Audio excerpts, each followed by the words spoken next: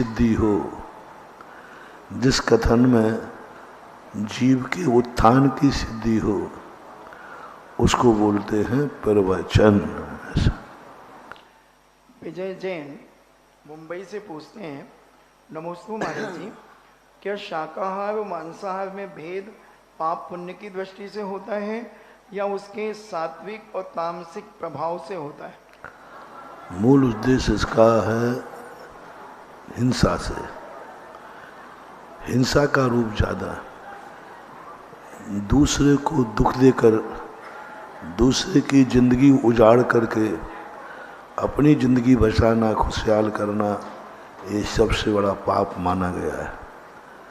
इसलिए सामने वाले जीव के प्रति क्या तुम्हारा व्यवहार है, उसके सुख दुख की चिंता है नहीं। शाकाहार में सामने वाले को दुख देने का भाव नहीं है, मांसाहार में उसको दुख देने का भाव। दूसरी बात, एक मांसाहारी जीव, एक शाकाहारी जीव, दोनों मरते हैं, तो किसमें कितनी योग्यताएं मरी,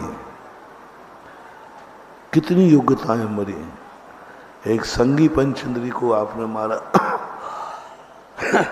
एक इंद्री में पेड़ में पत्ते में रहने वाले जीव मरा, उसमें कितनी योग्यताएं नष्ट हुई? कुछ नहीं, एक जीवन ही नष्ट हुआ। लेकिन मांसाहार संगी पंचेंद्री को आपने मारा तो वह, उसका परिवार अनाथ हुआ।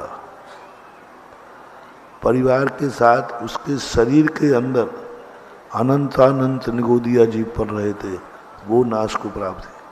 वो सम्यक दर्शन प्राप्त कर सकता था, वो नाश किया। वो वृत्ति बन सकता था, वो नाश किया। तो बहुत सारी, जैसे ऊंचाई पर पहुंचते जाएंगे पाप बढ़ता जाता है।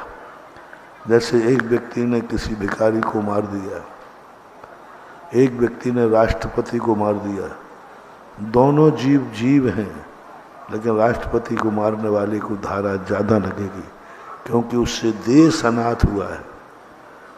इसी प्रकार मांसाहार शाकाहार दोनों में हिंसा है, लेकिन किस हिंसा से कितने लोग प्रभावित हुए हैं, वह विचार किया जाएगा। सम्राट जैन बड़ा गांव से पूछते हैं, नमोस्तु महाराज जी, सौधर में इंद्र क्या अपने से ऊपर वाले इंद्रों पर भी अपना आदेश चलाते हैं क्या? ऐसा कोई आगम में उल्लेख नहीं मिला।